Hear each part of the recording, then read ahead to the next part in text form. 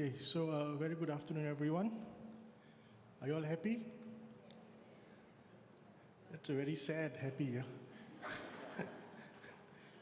Anyway, sorry for the slight delay.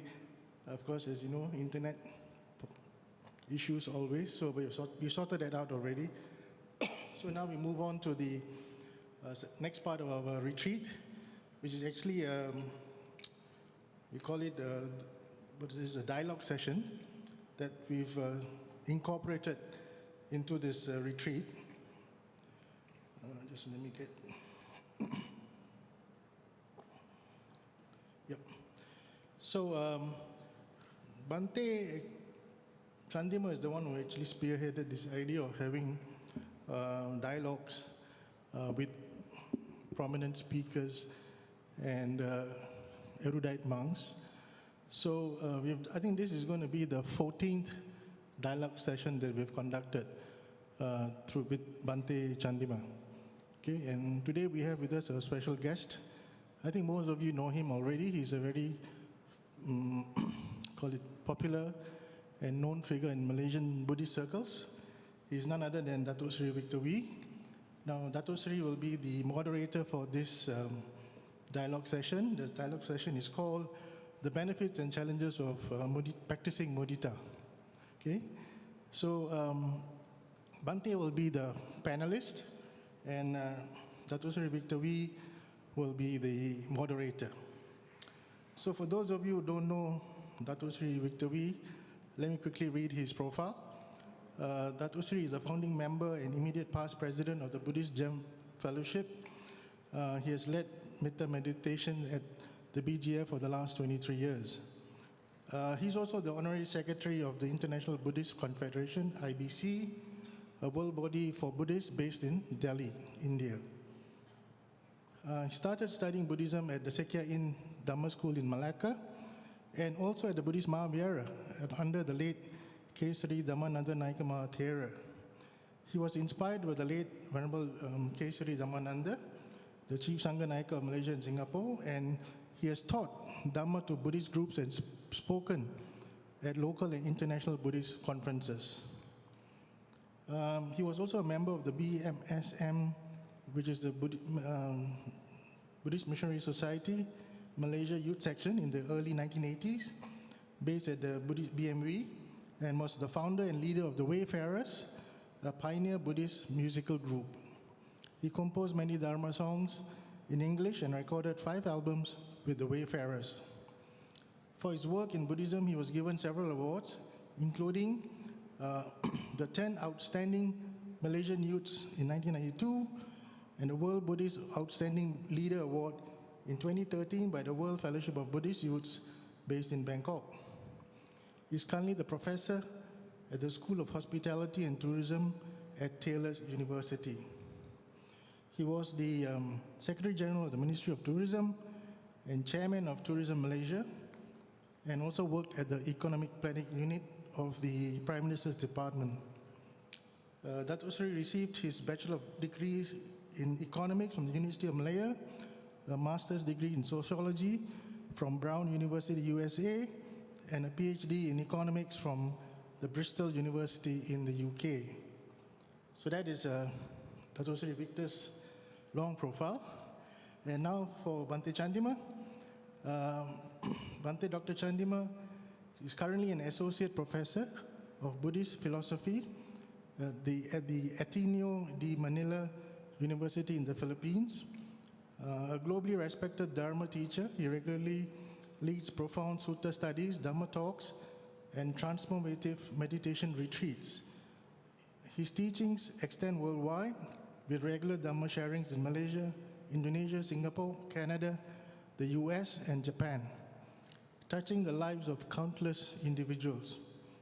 Venerable Dr. Chandima serves as the associate editor of the Journal of the International Buddhist Studies, JIBS, published by the Buddhist Research Institute of the Mahachulalongkorn Raja Vijayalala University in Thailand.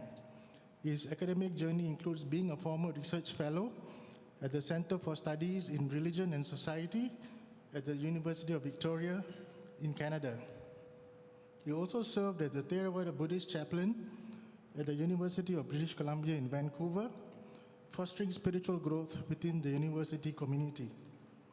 A prolific writer and blogger, remember Dr. Chandima is the voice behind the highly regarded blog, Patisota, which I think many of us know, which is now ranked 47th among the top 100 Buddhist blogs globally, which was monitored by FeedSpot in 2025. Oh, congratulations, Bhante. You've moved up, huh? The last time I read this, it was 58, I think. Now it's 47. So Venerable Dr. Chandima's unwavering commitment to the study and dissemination of Buddhist teachings continues to inspire and guide practitioners and scholars across the globe. So that is Bhante's profile. So without much ado, I would now like to hand the mic to our panelists and to our moderator to start this afternoon's dialogue. But before we end the dialogue session, we will spend about the last 10 minutes, I think it's 2:20, about 2:20, to take a group shot photograph with Bhante and Dato Sri Victor Wee. Okay? So I'll hand the mic to Dato Sri and Bhante. Thank you.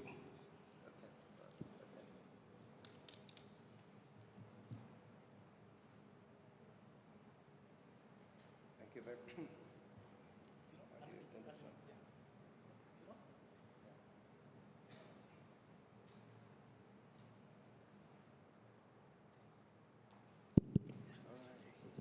So very good afternoon, Bhante and retreatants, and thank you very much for your introduction, Brother Leslie.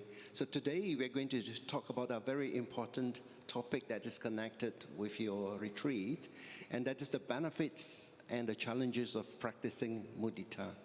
And you know, mudita is a Buddhist practice of finding joy and happiness in the success of others. Yeah? It is often called sympathetic joy or appreciative joy because it is a joy that arises when you see others getting happy.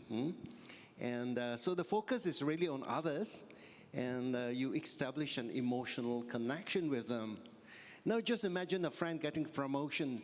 So instead of feeling jealous, you say, why not me? You feel genuinely happy for them, and that is called mudita. It's an ideal, but if you are in the competition, it might not be so easy. So we're going to talk about the challenges of the practice. So this is the opposite or the near enemy.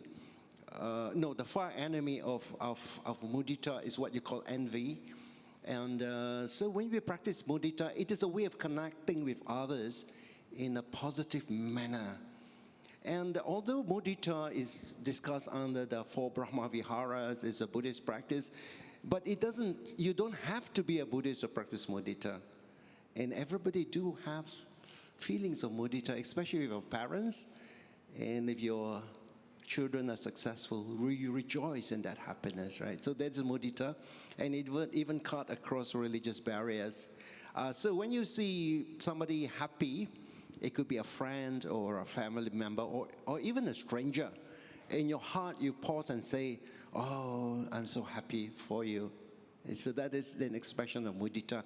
And you will you notice the smile, the laughter, or maybe good news, and you feel the warmth inside you. Instead of the natural tendency of comparison, and we call this mana, conceit. Is he better than me? Is he equal to me? Or is he below me? That is what we always do at the back of our mind. And there are sincere phrases that you say inside us. Oh, may your happiness grow. I celebrate in your good fortune. Your joy brings me joy as well. So this is the ideal of mudita as one of the 4 Brahma Viharas. But of course, there are difficulties in practicing this virtue, such as dealing with jealousy and envy, especially for the people whom we are competing with or whom we think are really quite important in terms of our profession. How do we deal with these negative emotional tendencies in the practice of mudita? So this afternoon, we are very fortunate to have Bhante, Dr. G. Chandima. He's a distinguished Buddhist scholar, and a much respected speaker, and we also see him in YouTube. He has also been a teacher for the BGF e-learning, and so he has been conducting the 2-day meditation retreat on Muditā. And so this session is to explore the benefits, the challenges, and the applications connected with this wonderful quality. We know, Bhante, that Muditā is one of the 4 Brahma Viharas. In helping us to understand Muditā better, how does Muditā relate with the other Brahma Viharas, and how is Muditā different from general happiness? Thank you, Dr. Victor V, for coming here and then do this discussion. And good afternoon, everyone, Dhamma friends. And we discussed this very question in our talk in the morning. They are interconnected. Brahma Viharas are interconnected, but they look to be separate practices. Let's say Metta, Karuna, Mudita, Upekkha. There is a kind of a sequence. But when practice is grown, it is really happening. 4 of them work together. Say, for instance, as I said in the morning, let's say someone practices metta, and then in that metta practice, one has to have compassion towards all these categories, target groups, oneself, loved ones, then neutral people, and then challenging ones, and all living beings. Without that compassionate, empathetic thought, it might be very difficult for that person to, put forward that, radiate that metta to each target group. So that means karuna is included in that metta practice. And when it comes to mudita aspect of metta, because we take metta here, if we are not really thinking about other people's happiness, so why to pick up other people? That means mudita is also inherent in a way within the metta practice itself. And upekkha, finally, the metta practice has to go to this manasam bhavaye aparimana, mettancha sabbalokasme manasam bhavaye aparimana, to an infinite number of individuals, beings. So if someone can go to that kind of incalculable number of beings, that means, of course, the person is not biased towards human beings, nor to animals, nor to Deva or Brahma. So that includes all living beings. That can only be practiced with upekkha. Upekkha is the balanced mind, not just choose one or the other. So then even the metta practice connects to karuna, mudita, upekkha. That means when you say metta, I do metta, you are indirectly incorporating karuna, mudita, upekkha into the metta practice. Even if you take karuna, how to practice karuna? Is it that intimate thought about being able to understand other person's pain? Not even that. One has to take that metta perspective. Initially, everybody deserves more metta. That's why other people are becoming empathetic and compassionate. And within the karuna practice, one should have mudita perspective. That means mudita balances karuna, which I said early in the morning. That means when I have mudita, when you have mudita, the excessive, strong levels of karuna, say for instance, someone may be very sad about other person's difficult situation. At that point, mudita helps that person to balance out that karuna. And then upekkha is the highest version in this list.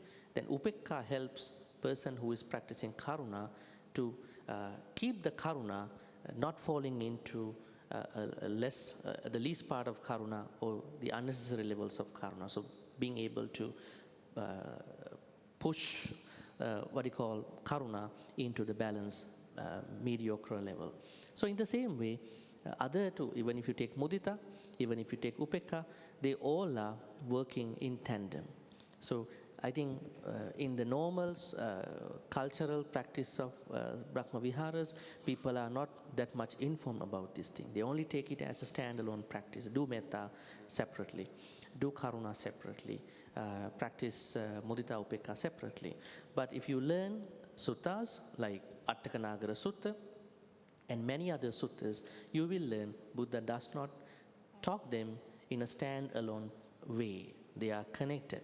Let me suggest you, that means let's begin the practices separately, as we have been doing already, and now we have to find out the synthetical part of these four. How does metta connect to karuna, mudita, upekkha? And then how does karuna relate to the rest of the tree? How does mudita connect to rest of the tree? How does upekkha connect to three of them? But on the other hand, there is also a sequential importance. The sequential importance means without metta, it might be difficult to go to karuna in the first place. That means karuna can be a little bit challenging than practicing metta.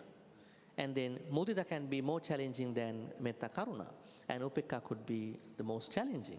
So even you start from one and practice them alone, but one day when the practice gets going well, at that point, we have to know that these four have to be practiced together, not in separation.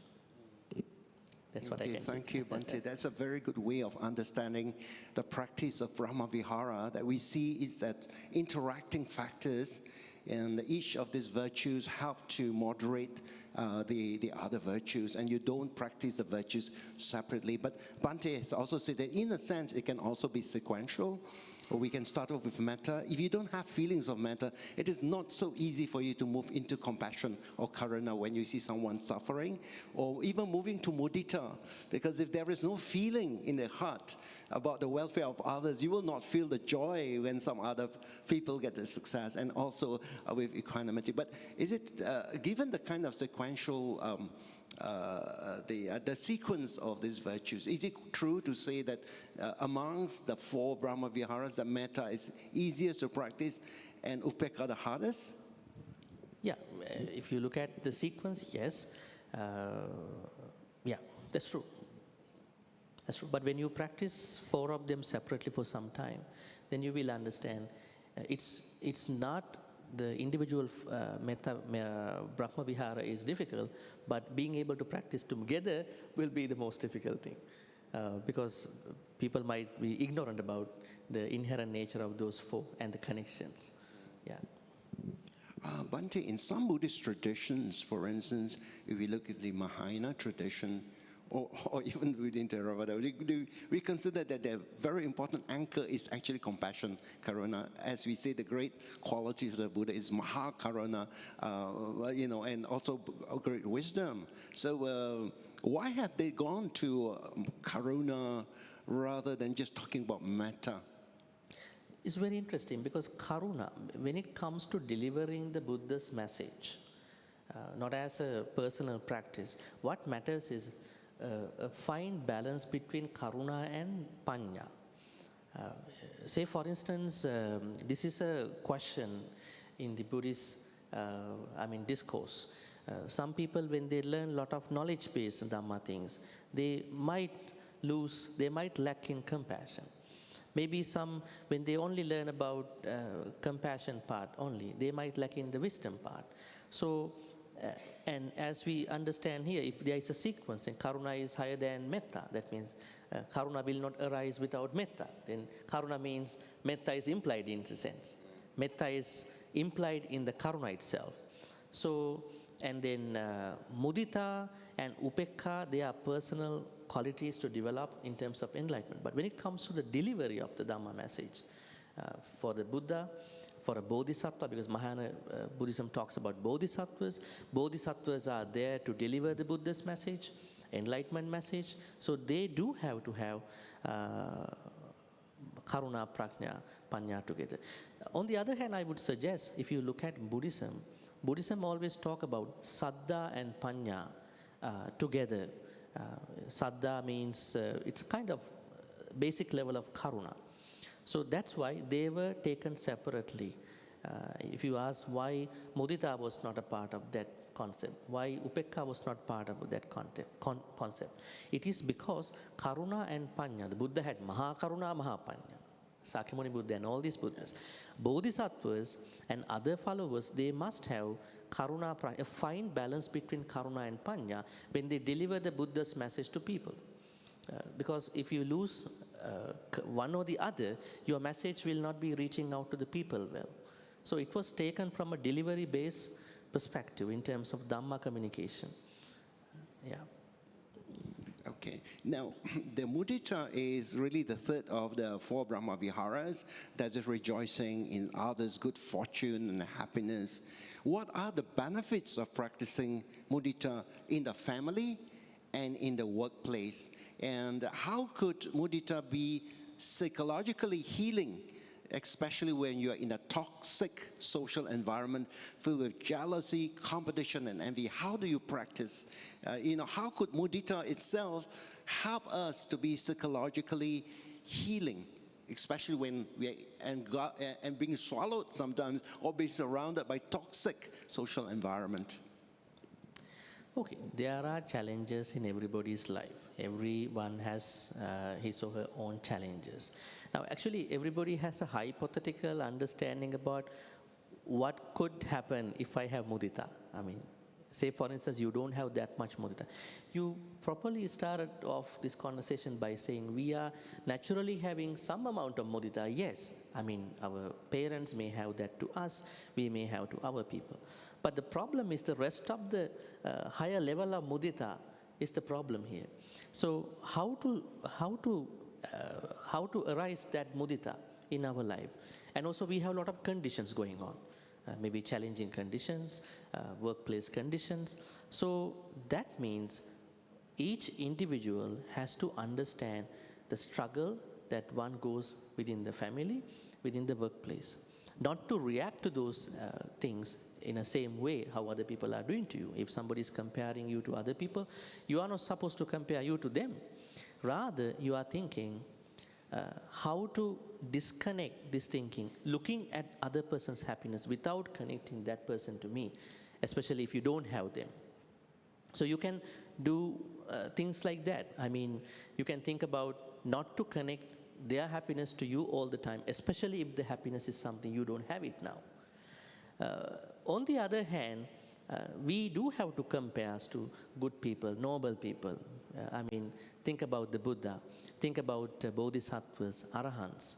So that means this unnecessary comparison has to be stopped. Comparison is good, as I said in the morning, but this excessive, unnecessary comparison can be a problem. Also, try to acknowledge, accept more about other people's life. Rather than only thinking that I am here, I only look at other people depending on the meritocracy. I mean, if you have more qualifications, if you are so pretty, if you are so handsome, if you are so wealthy, that is how I want to consider other people in my life. No, it has to go beyond that kind of a meritocracy. It has to go beyond those numbers, statistics, and those things. Normally, when people look at, everything has come down to numbers nowadays, right? How many followers you got on social media, how many friends, digital friends you got, maybe you never met them. So I mean, this understanding has come down to a lot of people. I'm not saying that is bad. But with this change, are we becoming alienated with that concept? Are we becoming driven by, are we becoming what you call swallowed by that kind of thinking? Or we know it, we know it's happening, but we are trying to understand that we don't have to be driven by those things in our own way. So my suggestion here is that, as we discussed in the morning, that you are trying to be happy in your own way, and you accept, acknowledge others' happiness. If the people in your workplace and other places are always going by the numbers, you have to have a proper understanding about those numbers and why they are mattering to me. Sometimes they are not mattering to me. They are just numbers only. And even someone is going well in his or her life, that is not a harm to me as well. Perhaps that is his or her own way, and I might be uniquely doing my things. And every time when we think about our happiness, achievements, we don't have to, compare to other people. Let's stop that unnecessary comparison. So that is how we have to look at that perspective, family and work life. Yeah, so one of the things you should not try to compare with others, and also to try to understand, for instance, if people get likes in the social media, to understand the statistics. But Bhante, actually practicing mudita is quite challenging. Especially, for instance, if you're a musician, or say you're a pianist, or you're a singer. It's easy for a musician to appreciate the performance of another musician. If you are a pianist, if somebody plays the guitar or plays the flute and plays very well, and everybody says, "Wow, he's a good flutist," it's easy for you to appreciate. But how about another pianist, performing, and other people giving acclaim to that pianist? And there is a feeling of jealousy. So when other people say he's doing very wonderful, in the heart say, "Oh." So this is one of the problems, because if you appreciate in the happiness or the success of the other person, somehow inside the heart there's a feeling that, "Oh, I'm losing out. Look at the person is getting all the appreciation for others, and I have lost out." So we are always comparing ourselves with others, always having to deal with the jealousy. And as we know from the Buddhist story, Dato himself got into the trap. Very competitive. There is his cousin, the prince, whom everybody says, have so many good words to say, but how about me, Dato? And eventually, he even challenged the Buddha, wanted the Buddha to hand over the Sangha over to him, and that was the jealousy that actually brought to his downfall. That's very difficult. It's really toxic, dealing with jealousy and envy. I think for those two examples, it would be nice to look at it from, let's say you are talking about same industry individuals, a pianist and another pianist. Both are differently talented, not equally talented. Now, if the first person perceives that the other pianist is being very much respected, maybe given a lot of credit in different ways, but this pianist may have a different area to work on. I don't know, there may be different areas every pianist is working on. So I think innovation is the key. I always say creativity. If you have creativity, they will copy you, but they can't be you in any industry. So that particular person has to innovate, be creative all the time. Like a scholar, you have to write different articles. Not that you write one article, wait for another article to come in the 6 years, 7 years. Another, your fellow scholars, buddy scholars going up, right? So we have to be creative. That is one thing. In terms of Devadatta, monk Devadatta's case, see, look what monk Devadatta had. He thought everything can be changed the way if we get the support, if we know the people. He asked, King Ajasatta, to help him to become the Buddha. So he didn't understand the very fact that Buddha is not a job.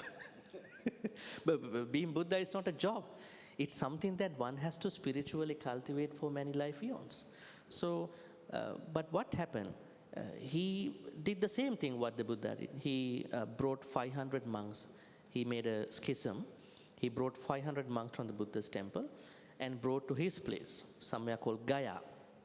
He said, those monks, I am more virtuous than the Buddha. How he said? He brought up 5 things. He had a plan, very master plan. He wanted to break it, thinking that if I got some Sangha fraternity, I can become the Buddha and I can create another secondary Buddhist order. His plan was, he went to the Buddha and asked him, you know what, I have 5 boons. Perhaps these are 5 suggestions. Can you please grant? Because then this Buddha Sasana will flourish in numbers. He asked, what are your suggestions? One thing is that all the Buddhist Sangha, monks, nuns, should not stay in the temple. They have to stay near a tree. And all Sangha members should wear robes that they make out of the clothes wrapped from the dead bodies in the cemetery at that time. And then all monks and nuns should become vegetarians. And all monks and nuns should do this and that. See, the Buddha said these are very extreme things. Some people can do, some people cannot do. So what I'm saying is that let Sangha decide what they want to do in terms of these things. Okay, good point. See, he pointed out to other monks, see, Buddha is not virtuous, as me. So you come, follow me. So he brought them. So finally what happened? He lost everything and he wanted to see the Buddha. And the other monks, his fellow monks said, don't go see the Buddha. If you go see him, then what will happen to us? because we followed you for many years. He said, no, I have no other choice. I want to see him. Then those monks said, no, Buddha has no metta for you. Very interestingly.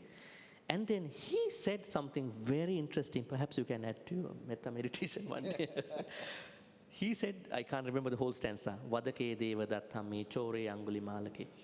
No, Buddha had equal metta to Dhanapala, elephant, and then his son Rahula, and the Angulimala, and me. He has the same level of metta, so Buddha will not drop me. He will accept me. Since Buddha overheard, he is coming now to see him. The Buddha said he will never make to Jetavanarama, because near the Jetavanarama's pond, he was swallowed by the hellish beings. So the idea here, I mean, if you look at Devadatta's story, what we understand is that, yes, if you want to become something, find out whether it is real or not. That is number one. Number two is that as Buddhists, we have to be creative, innovative in that goal. Not that I want to push that person and want to become that person. So Buddha and Buddhist thoughts, if you look at many suttas, we can find out we have to be creative in our kusala practice, our attitudes, our behavior. So if not, definitely we will become a part of this mainstream culture where people get very jealous right away. And even some people, they want to be creative just because of they are jealous. There are people who are very jealous about other. I have to do something now. What if that you are doing it in your natural way, you feel very calm, quiet, and you go on your own way. So I still think there is some room for everybody to think about this concept. But be realistic. Sometimes you don't have the quality, you don't have the talent. You can't be that person. But if you know you can do something in your own way, in your life, go for it. That's not bad. But jealousy and envy can really take us down in our life. This is the problem that we are faced with, because we are always comparing people, comparing situations, comparing ourselves and others, comparing abilities and so on. So in terms of the practical application of mudita, either in the workplace, you have been evaluated against your colleague in order to get your bonus, and also for promotion. In the sports, the winner is the one who takes all, who gets the gold medal, or you're not even within that the finishing line. Social media, wow. Social media is always comparing, people posting things about what a good life they have, and actually some of the people who are really miserable will post very happy pictures of themselves in the Facebook, so trying to put themselves above. As they put pictures about themselves, they want to pitch, put themselves above the other people to say, hey, you see, I'm enjoying myself, I'm having such a good time.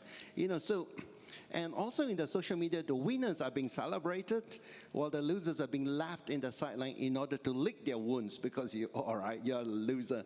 Now, how can we encourage the practice of mudita in competitive environments in the areas of work, in sports, social media, and what are the daily practices that we can have in order that we can continue to cultivate the quality of mudita? I think social media is a good place for people to air their things. If you compare today to probably early 90s, maybe 80s, as you understand, that people had to only show it in person through certain activities and all that. Nowadays, anyone who has access to a social media account can blow the trumpet about their life. A lot of fake. Fake or good. I mean, it's good in a way because you are validated. Don't worry. Somebody might see. You got 20 views already, or maybe 1,000 views. I think it's a good thing in a way. I mean, in the way how I look at it. But on the other hand, how not to be affected on social media? Let's say you have 100 friends on a social media account. They are different people. Maybe an academic person, maybe a business person. So you have to understand their way of life. They are different people. At the same time, there are people who become very, indifferent to social media posting. They don't want to, put out anything on their social media thing. They only want to see what other people are doing. You know?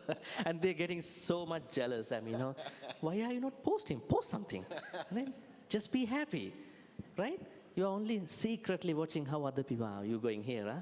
And you're doing this thing. So I think rather than becoming different on your social media, I think it's a place to create our self-confidence with true information, right? With the true info that you have. You have your own unique content. Upload them if you want. If you don't like social media, get out of social media. If you want, and then you have to maintain your social media account in that way. This happens when you are not doing any, your social media was dead, but you are watching other people's living life. And this is how people getting into that problem, I think. Let's say you are live on social media, active on that. And then I think it's a good place for us to check whether I have mudita or not.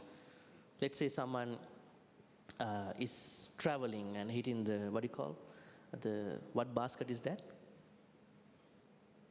You know, they have their own, bucket list. Bucket list. You know, they are, you know, checking bucket list. And say, okay, one of my bucket list is done. You know, okay, what is my bucket list? I mean, do I have a bucket list or not? So that means we are always driven by how other people are happy in their life. Let's be happy for them, but create our own happiness. How to create it? Maybe you do your own way. Maybe you do your own posting. So things happen when you don't keep up with this social media culture in the way how it's supposed to be. Rather than you only become an observer, or you only you know, use it not in an active form, proper form.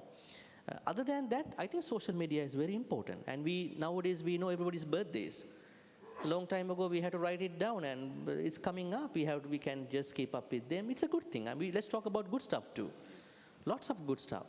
So, but the thing is that I think there should be a good management of our social media presence, proper presence, and then how to respond to them. Now, say for instance, somebody is posting that I got a new job, and then looking at how many people like the post. Depending on how many people like or not, think about, okay, that person must be jealous about me or not, right? So I think we don't have to. Maybe that person didn't see my post. Maybe that person is silently blessing me. So I think don't be quick to judge people. I think that is one thing on social media. And don't expect other people to like you all the time. Go on your own way, but you don't have to get off of social media. Just use it in a nice, proper way.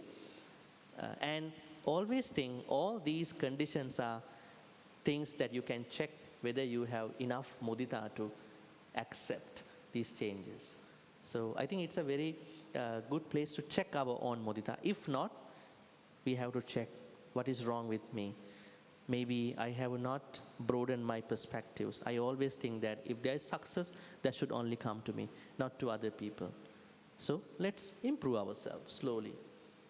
So that's how I look at it.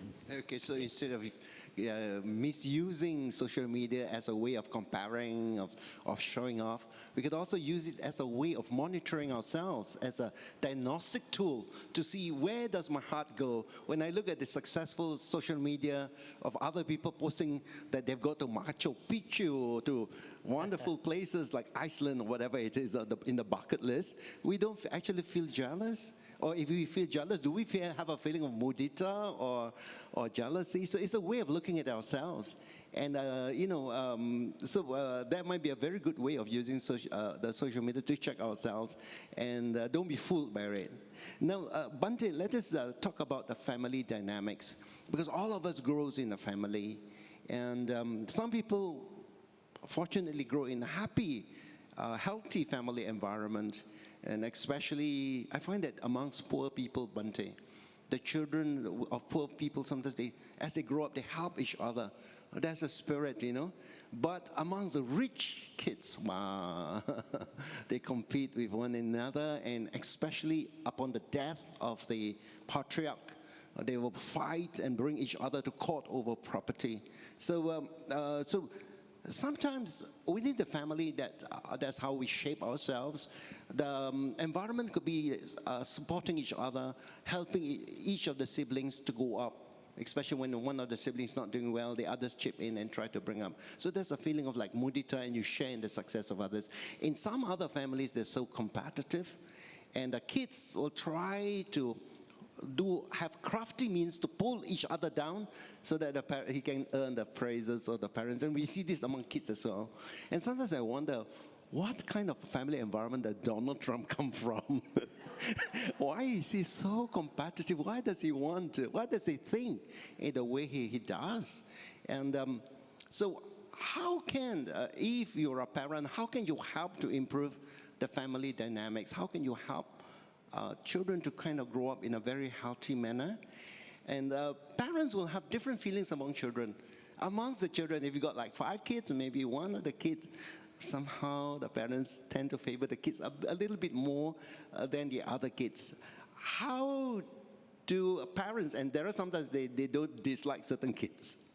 How can the parents feel mudita for the children that they don't like, you know? Because feelings do differ amongst parents itself. How can the parents help to improve the feeling of mudita amongst the siblings so that everybody grows up very happily? And amongst the kids, that some of the kids that the parents favor and some they don't favor so much, how could they develop mudita, especially among the kids that they don't like very much? Interesting. Parenting. Now we know that when it comes to parenting, we have a sutta, Pali sutta for that. The sutta that talks about that parents are the Brahmas. The Buddha calls parents to be the Brahmas, supposed to be the Brahmas. So why did Buddha say Brahmati Mata Pitaru Ahuneyati Buchari? Now who is a Brahma actually in Hinduism? That's something that we have discussed. Now Brahma here means in Hinduism there's a concept that everything is Brahma, essence, and in that essence they call personal self, the God self and personal self. When we die, they both become merged, and that is nirvana in Hinduism.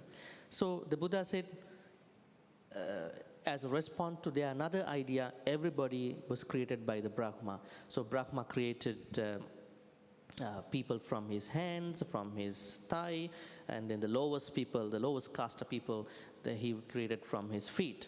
And then the Buddha said, no, that is not the way how I look at it. Brahmas, the real Brahma is not the God, he is the parents, right? So, and then he looked at mother, father as plus and minus points, such as, the concept Prakriti Purusha, good and bad, positive, negative elements, like in Chinese, you want yin, yang, those elements. So, how do parents nurture their kids with the Brahma Viharas? Actually, parents don't know how to parent until they do the first kid, right? After the first kid, only they understand maybe the second kid can be a better attempt, not giving birth. But, how to talk to the son or daughter and how to understand the nature. So I think they are also learning, so we have to look at it compassionately. Let's say now family has 2 children. How do parents teach them? So the first thing is that they have to become their role models. So every time they, mother, father talk to each other, they have to show metta, karuna, mudita, upekka through that relationship to the children. I understand oftentimes children who became violent, they had a very bad upbringing. They never seen mother kisses father, depending on the culture. They never know how to take care of a girl, how to take care of a man. It didn't come from the family in the proper way. And then they never seen how each other is doing that. Maybe in cultural context, there are some cultures, they are very conservative, that's okay. But children have to be felt throughout the parents' activities, the way how they are exchanged. That's number 1. Number 2, I believe that certain things come to children in 2 ways. One is genetic influence, second is the environmental influence. Let's say mother, father they are very good people, but son suddenly becomes very disruptive, very aggressive. Then mother, father were talking. "Well, how come? We are very good." Perhaps a gene from a very, very previous generations has come down to this person. It's like getting a heart attack that it was never in the family before, right? This is something, because there's no way to modify the genetics nowadays, but I think scientists are in the process of engineer the different genetics, doing some transhumanism efforts. So that is one thing. Maybe there is a generational anger that comes to our kids, a generational problem that comes to our kids, even though parents are good like that. Second is the environment that children are brought up, maybe the neighborhood, maybe the parents' way of treating. So I think parents have to watch out. First, they can be role models. It's like that you're bringing your son to the temple, asking, "Go and bow down to the monk," and they never know what to do, and you go bow down, he will follow you, right? The same example. It's like you bringing the child to the Dhamma school, you think everything is okay, but you bring the child to the Dana hall with you when you offer dana, you do and they follow you.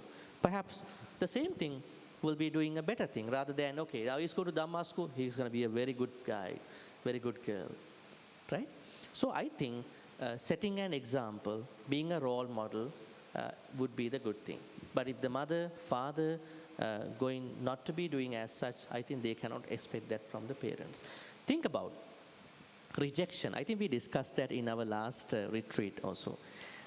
Parents have to teach children certain very important qualities. I think one of them is very importantly is rejection.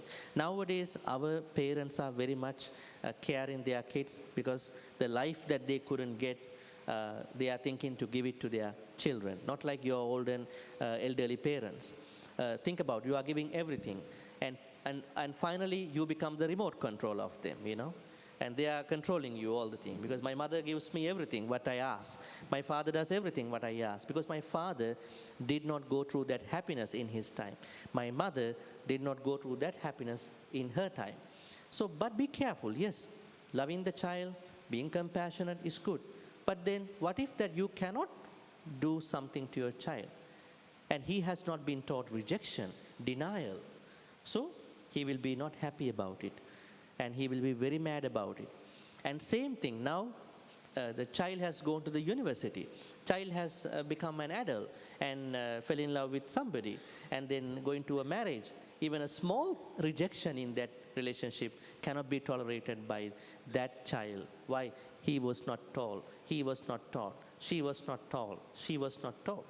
So that's why I'm thinking, in order to minimize these issues, parents have a bigger role, not just go to work, hardworking, bring lots of money, and then send them to a higher place, rather than becoming an example, becoming a role model in their best way. They might not be the perfect people, in their best way to their children. So then children learn mudita, not even mudita, all the Brahma Viharas at hand, not in the books, not in the Dhamma school, not in a conservative modern Dhamma talk.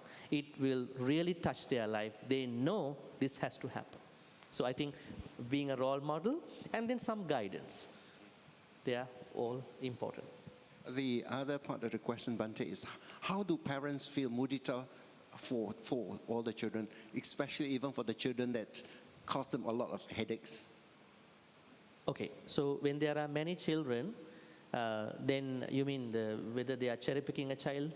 Yeah. Okay. So I think parents have to love every child equally, not cherry picking one or the other. I think this is happening when they are getting old, you know. Mother likes the son, father likes the daughter.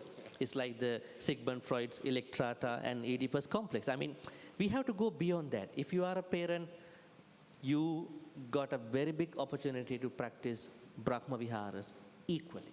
Not that the one who is supporting me, the one who is giving me money should be the one I should always think about. No, I mean, there may be children who may be good in their own way or bad, but you know who is helping you. But in reality, show your love everybody equally. So that will be a good thing. And further to that, adding on to that, there are other problems coming up, like writing a will, and then will is going to the most favorite child. There are more problems coming up in this issue. That's why parents have to equally do something, done the job properly, equally, I can close my eyes to die one day. So that happiness has to be done through loving equally. Even writing a will with terms and conditions, the parents can think about how to equally do it, not to the most loud one. But the other problem is the one who that parents like very much might also come and then make some conflict with other siblings. You know what, mother, I'm the only one who can support you. They are not coming. So they might provocate the parents. So parents have to be careful. Yes, I know, but I'm a parent. I have to send the love equally. So that's something we can look at. Like how we learn from the Buddha. Same metta to everybody. So that's a good quality for parents to practice, despite the fact that you might have your own preference, but you've got to rise above that. Actually, in the writing of the will and distribution of the property, if it's not done properly, wow, it creates a lot of I think a lot of people going through that issue. Yes, a lot of problems places. for a family Yeah, after death. it will become eternal hatred after that, Yeah. Yes. Yes. Bhante, I would like to ask about deepening one's practice. Does mudita require inner contentment first, or is it the other way around, that through practicing mudita you develop contentment? Which way does it go? I think it works in the both ways. So the moment that you want to feel mudita, you haven't been to mudita yet, but you feel a instant mudita hit, I think. Like instant dharma hit. I know that I'm going to do something good, but not that provision. So when you keep doing in the proper way, that means with metta, karuna, upekha, and then trying to accept other people's happiness more and more, trying not to compare badly, excessively. I think all these things are, when these are done, then you are progressing in that instant mudita hit into a very widespread, very, radiant kind of mudita. So that means there is a certain contentment happening, a hypothetical contentment, but when you practice with the certain activities towards mudita, you will be really content, truly content. Real inner peace will come. Are there specific Buddhist texts in order that can help us understand mudita better? In the Buddhist texts, we tend to see a lot of metta, which is a very important quality for us to practice. But are there also texts that we can refer to that can help us cultivate or support the practice of mudita? There are many actually. I mean, if you look at a sutta like Attakanagara Sutta, I picked this sutta because it says there are 11 ways to attain Nibbana, one of which is mudita. Practicing mudita will lead to Nibbana. Practicing metta alone lead to Nibbana. Practicing karuna alone lead to Nibbana. Practicing upekha alone leads to... What does it mean? That means different individuals have a fascination, maybe a better progress in different Brahma Viharas. Say, for instance, someone can do metta very well, then mudita is a part of it. In that deepened practice of metta, that person will attain Nibbana. So that's why we have to understand that all these were given differently in different suttas. There are many suttas. I can say Attakanagara Sutta, and there are other suttas as well about mudita. Bhante, to practice this quality of mudita, that we celebrate the success of others, how about celebrating the success of others when they gain the success through unscrupulous means? For instance, we have seen now actually world leaders trying to arm twist smaller nations, bully them, imposing tariffs, and then if they become successful, do we say that we celebrate in the success of those countries or leaders or people who have gained this success through unscrupulous means? That means ignoring injustice. How can this virtue still be considered to be connected with Brahma Vihara? A timely question. I think every country is being tariffed in different ways in today's world. And including penguins. There is one island of penguins and non-human beings, they will impose 10% tariffs. 10%. and I saw that Sri Lanka was tariff for 44% of tax to Sri Lanka. Very, at the moment they are recovering, bankruptcy, a lot of things. 44. That was one of the countries out of 10 countries, it was put high tax in the world. I don't know what they are selling to the US, but anyways, they've been tariff 44%. Well, you know, different people are coming at different times. It could be the Japanese, US, and people are angrily responding to this thing too. When this was done to Canada, and they started buying Canadian products. But this is not the way. I mean, if you look at the Buddhist perspective, how to respond to these things. First one is, don't ruin your metta, karuna, mudita, upekkha. Just because somebody is doing this, some others are doing that. So find out what could be a better way to approach. Actually, you cannot do anything. Only the political, governance can do something for that. But how to process these feelings, understand different people are different. But I don't know how far they can go this way, you know. This is something. In Buddhism, we understand this shall pass. I mean, this shall pass. We never know, because they were appointed by people and don't know what's going to happen. Because disappointment, frustration. So the first thing is that try to keep your calmness and then look at it from metta, karuna, mudita perspectives, and understand if you are going to get trouble with your economic plans, plan ahead for that. I mean, then when your country's tariff, your country government will have to pay more tax. They will levy more tax on you, perhaps. So how to protect myself, my wealth, especially my peace. So that's what we can do, and not creating a lot of hatred for these people who are doing that. Then we will destroy our own happiness. I could say actually this type of policy is really bad from the nation that wants to grab everything for itself, regardless of how it affects the life of other people. No good thing will come to that country that is being led by leaders like that. It is.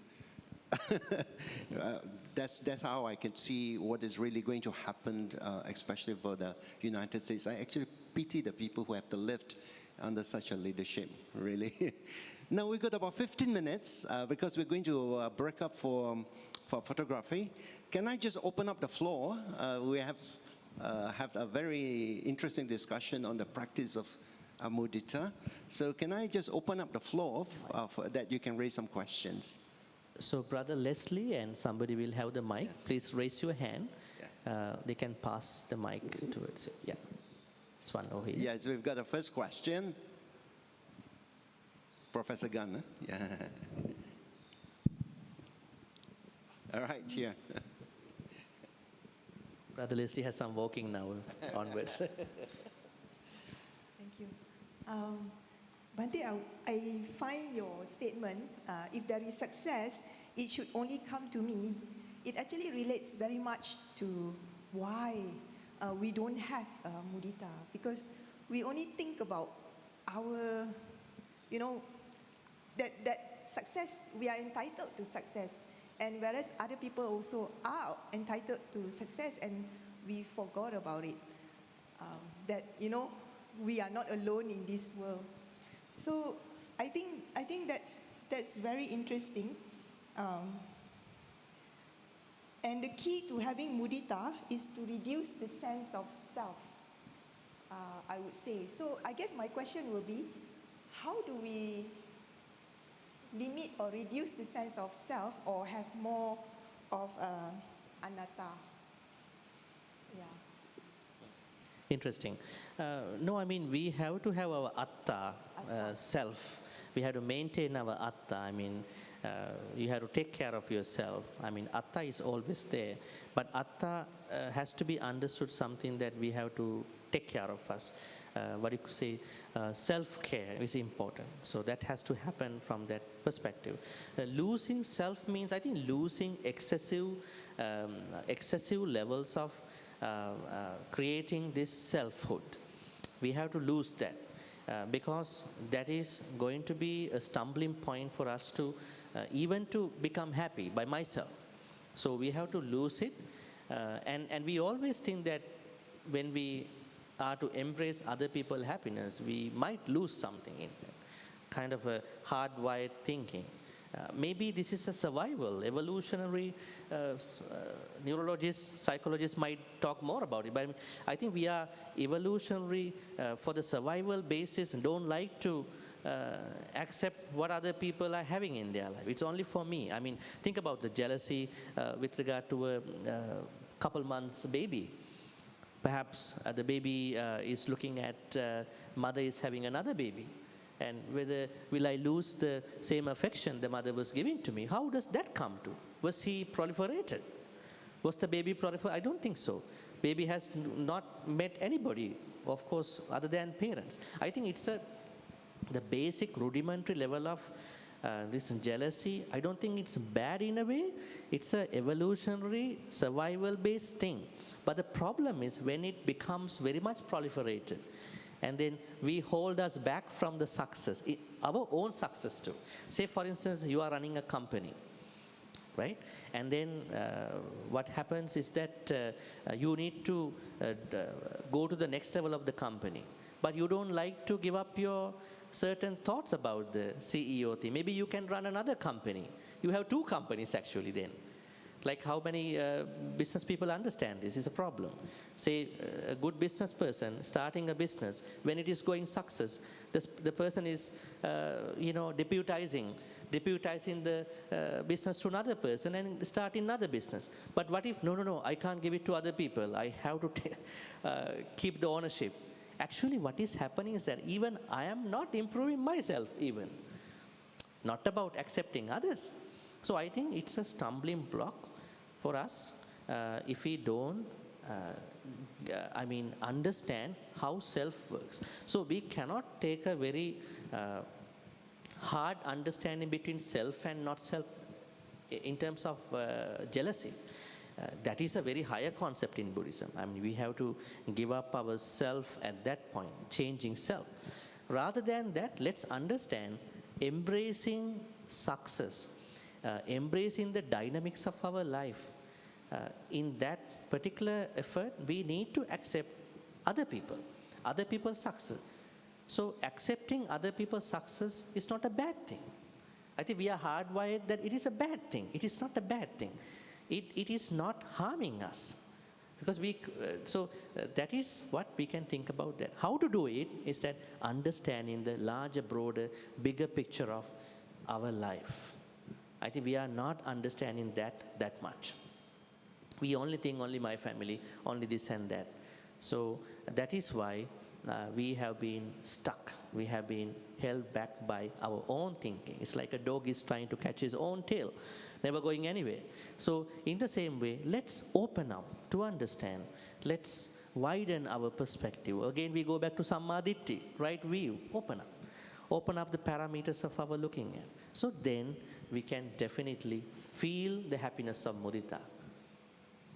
So rather going to atta anatta concept, better to look at it from this behind above concept actually. Okay, can we open up to others? Yes, we have got questions, yes. And others can be happy for their questions. Mudita, yes. Bhante, there was a statement that you made just now. You said that if we are doing our will, we should be fair.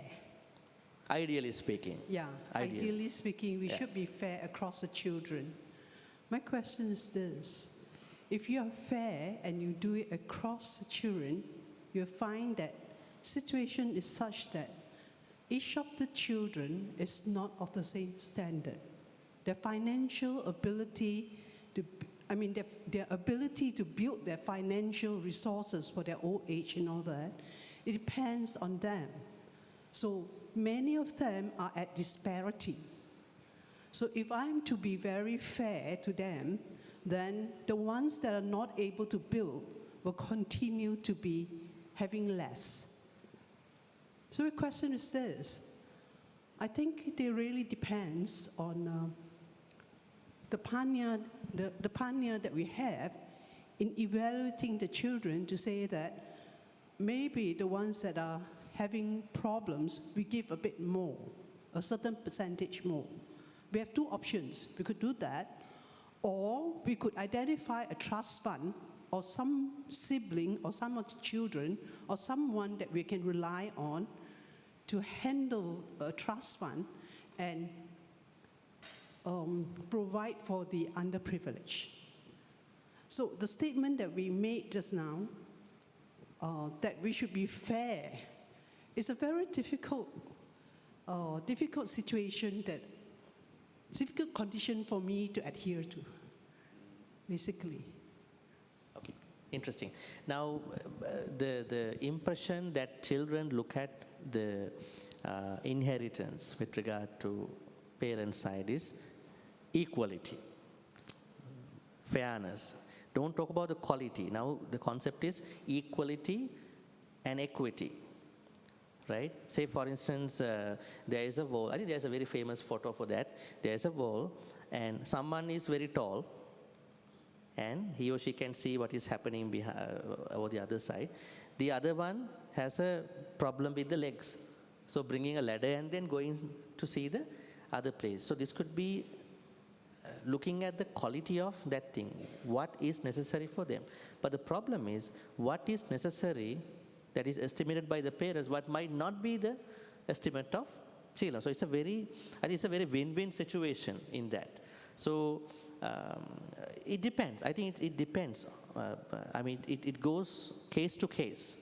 So parents have to think that way. And I also understand parents might not have 4 similar things to give to 4 kids in the same way. Maybe they have one house, they have 2 companies, maybe they have some savings in their savings. So how to leverage, distribute these 4 equally? What I'm saying is that some kind of fairness has to be followed. That fairness is difficult to say now. It depends on what they have and what they do. What if one parent might think, my second daughter is doing very well, she has lots of money, and I'm not going to give anything to her? This is something you have to think about, if you go by that argument, right? She doesn't need money, but the problem is, we have to give something to her as well, not just to make her happy. So I think it's a very case-by-case thing. What I'm saying is that when parents are deciding that, they have to think it case by case in a nice, proper way. And I think children are also very different to accept what they are doing. That's not the thing. And what if there are parents who have nothing to give as inheritance? They have nothing, right?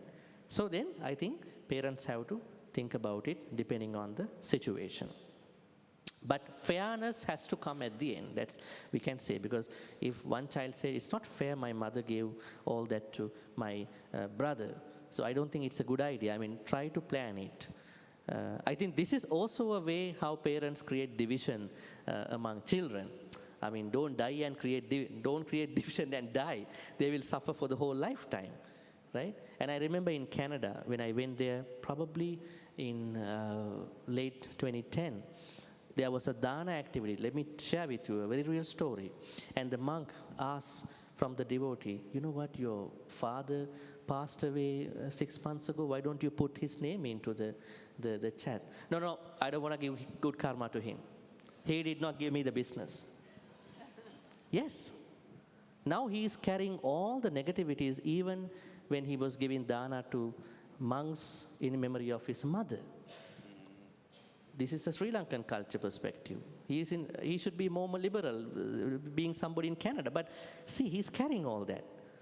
And nobody can fix him. That's why I'm saying this is a very careful thing that parents have to look at. You may have problems, but when it comes to, if you want to give properly. If you don't want to give, that's okay. Nobody's having anything at that point, right? Sometimes it's better not to give anything. Right? If you give, then have to give with some fairness. It is always a challenge. It's not that easy. And Bhante is not giving a solution that could be applied to all situations. You need to think about justice, fairness, equality, or equity. Like in your case, you were saying that equality need not be an ideal solution, especially when there are disparities amongst children. Then you're probably talking about equity, but then you might actually talk about equity, but each of the children might have a different idea how much they will get. And there's never something satisfactory. It is very difficult. So you've got to think through. So that in the final analysis, when a person is no longer in this world, that there's happiness and harmony within the family. You got to come to that kind of solution. It's not an easy thing. Yeah. People have to think about how best to do it. Yeah. We are just about having time, right? Oh, one more question. So one more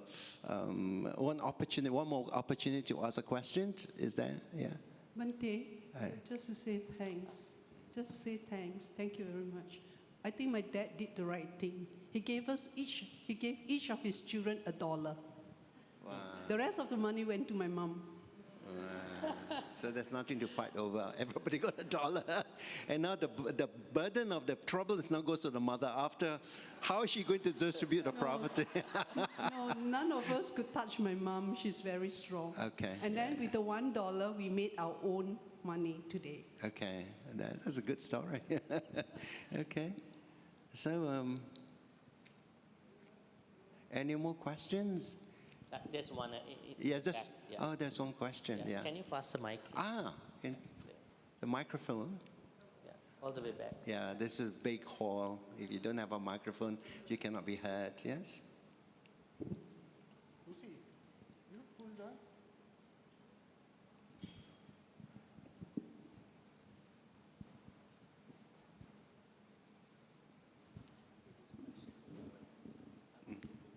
Okay. Yes. All right. Yes. Good afternoon, Bhante. Following from Gwen's question just now, I'm not a lawyer, but I used to work in a community law center, and sometimes you can see certain conflicts that arise in families. So I would like to ask, coming back to the question of mudita, say in the case of property inheritance, as a parent, like it or not, your children sometimes are not perfect, right? But from a Buddhist point of view, do you just accept that, okay, whether or not my children can accept what I give them, that is up to them to practice mudita? Or should you still, like, to what degree do you navigate this kind of burden, and how do you apply mudita when you are trying to raise a child or when you are dealing with a student or a client? Thank you. I think parents have a responsibility not to work with I don't care mentality. I mean, this I don't care mentality with regard, maybe parents have to think about what could be a better way to do this actually. And then, I mean, perhaps they may not have a lot of things, but they have to take a good decision for that together if the mother is only living or father is only living. So I think that rather than they are ignoring what children really want, they are doing the best. I mean, ideally speaking. So that is how we look at it. So in Buddhism, they are supposed to make the best decision out of this matter. Not that this, this is, if they think this is what I have, so please understand that's a good way to do it too. But if they have it, if they have more things, but they are giving only little things, and because of other problems, that could be a problem too, to the children. So always, some wisdom, some fairness, understanding, now, future, and then case-specific examples of children, they all are mattering to that decision. I think we can wrap this up, yes. All right, so I think basically that's all the time that we have for today, for the question answer. So we have effectively come to the end of this discussion today. We must really thank Bhante for clarifying issues about the quality of mudita, how we practice mudita, and also practical challenges about the application of mudita in the workplace, in the family, in the way we interact with others. Essentially, this practice of mudita must be seen together with the other practices, with the other virtues in Brahma Vihara. And the practice of Brahma Vihara is something which will elevate us, really. So it is not easy to practice mudita, especially when we talk about comparison and and having a sense of competitiveness, but as Bhante says, it's having some kind of atta, looking after ourselves. Basically, we have to look after ourselves. But when we begin to extend this sense of competition across in a very narrow manner, it actually harms and hurts us. And we cannot gain happiness from that way. It's only when we begin to open up the way that we look at things, and when we begin to see that the success of others could actually help to enhance ourselves as well, our own happiness, that is how we can actually elevate the practice of mudita in our life. We'd like to thank you, Bhante. I like to thank you, Dato Victor Srivi, for coming and doing this. And I think we had a lot of insights about this thing. Finally, Mudita ended up with property management, inheritance. I think it's a good way to look at it too, because Mudita means being able to be happy. Parents are happy for their children. Children are happy for their parents. Right? It affects. So may all the good karmas we've been making today, especially during this discussion, be upon all the departed ones who passed away in the name of all of us. At the same time, may all the good karmas be with Deva, Naga, Mahedika. Finally, may all these good karmas help us to attain the supreme bliss of Nibbana. Sadhu, sadhu, sadhu. Now we are going to go for a group photo with Dr. Victor V. Yes. And then after that, we are taking our break. And then after the break, we are having meditation here, Mudita meditation right here. Please be here. There may be a slight delay. We might be behind.